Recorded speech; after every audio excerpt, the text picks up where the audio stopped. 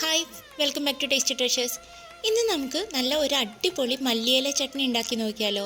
ദോശയുടെ കൂടെയും ഇഡ്ലിയുടെ കൂടെയും അത് പ്രത്യേകിച്ച് പൊടി ദോശയുടെ കൂടെയൊക്കെ കഴിക്കാൻ പറ്റുന്ന നല്ല ടേസ്റ്റി ആയിട്ടുള്ള ഒരു മല്ലിയില ചട്നിയാണ്. ഇതെങ്ങനെ തയ്യാറാക്കാം നോക്കാം. അതിനായിട്ട് ഒരു 8-10 ചെറിയ ഉള്ളി എടുത്തിട്ടുണ്ട്, ഒരു 2 പച്ചമുളക് എടുത്തിട്ടുണ്ട്, പിന്നെ ഒരു ചെറിയ കഷ്ണം പുളി, പിന്നെ ഒരു ചെറിയ കഷ്ണം വറ്റൽമുളക് വേണ്ടെന്നുണ്ടെങ്കിൽ പച്ചമുളക് എടുക്കുക. പിന്നെ ഇതിലേക്ക് 1 ടീസ്പൂൺ ഉഴുന്നുപരിപ്പ്, 1 ടീസ്പൂൺ കടലപ്പരിപ്പുമാണ് വേണ്ടത്. അതിൻ്റെ കൂടെ തന്നെ ഒരു കൈപ്പിടി മല്ലിയിലയും പുതിനയിലയും കൂടി, രണ്ടും കൂടി അത്രയും മതി. മല്ലിയില കൂടുതൽ എടുക്കണം കേട്ടോ. പിന്നെ വേണ്ട ഒരു 2 ടേബിൾ സ്പൂൺ നാളികേരം ചിരകിയതാണ്.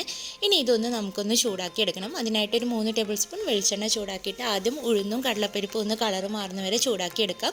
കളറ് മാറിക്കഴിഞ്ഞാൽ ചെറിയ ഉള്ളിയും പച്ചമുളകും അതേപോലെ തന്നെ വറ്റൽമുളകും എടുത്ത് ഒന്ന് ചൂടാക്കിയതിന് ശേഷം അതിലേക്ക് ആ പുളിയുടെ കഷ്ണം കൂടി ചേർത്ത് ജസ്റ്റ് ഒന്ന് ചൂടാക്കുക, അത്രേ വേണ്ടൂ.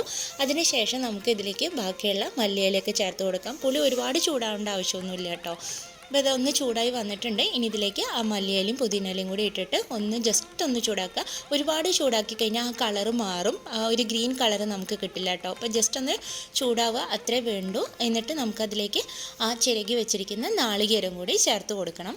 നാളികേരം ചേർത്തതിന് ശേഷം ജസ്റ്റ് ഒന്ന് ചൂടാക്കുക, അത്രേ വേണ്ടു. ചൂടാക്കിയിട്ട് നമുക്ക് ഫ്ലെയിം ഓഫ് ചെയ്യാം. എന്താ ജസ്റ്റ് ഒന്ന് മിക്സ് ചെയ്ത് എടുത്തു കഴിഞ്ഞാൽ അപ്പം തന്നെ ഫ്ലെയിം ഓഫ് ചെയ്തിട്ട് ഒന്ന് തണുക്കാനായിട്ട് വയ്ക്കാം. നന്നായിട്ട് തണുത്തതിന് ശേഷം മാത്രം നമ്മൾ മിക്സിയുടെ ജാറിലിട്ടിട്ട് അരച്ചെടുക്കുന്നുള്ളൂ കേട്ടോ. പിന്നെ ഇത് ഒരുപാട് വെള്ളമൊന്നും ചേർത്തിട്ടല്ല അരച്ചെടുക്കുന്നത്. അപ്പോൾ അത് നന്നായിട്ട് തണുത്തിട്ടുണ്ട്. ഇനി ഇതിലേക്ക് ആവശ്യത്തിനുള്ള ഉപ്പ് കൂടി ചേർത്ത് കൊടുക്കുക. ഉപ്പ് കൂടി ചേർത്ത് കൊടുത്തിട്ട് ഈ ഒരു പാകത്തിലാണ് അരച്ചെടുത്തിരിക്കുന്നത്. ഒരു 2 ടേബിൾ സ്പൂൺ വെള്ളം മാത്രമേ ചേർത്തിട്ടുള്ളൂ, ഒരുപാട് ചേർക്കരുത്.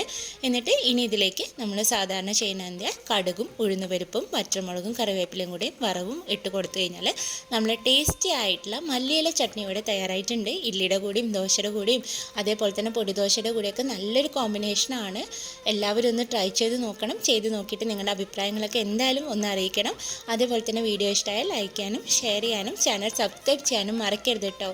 അപ്പോൾ നമുക്ക് വീണ്ടും ഇതുപോലത്തെ നല്ല ചട്നി റെസിപ്പീസായിട്ട് കാണാം. താങ്ക്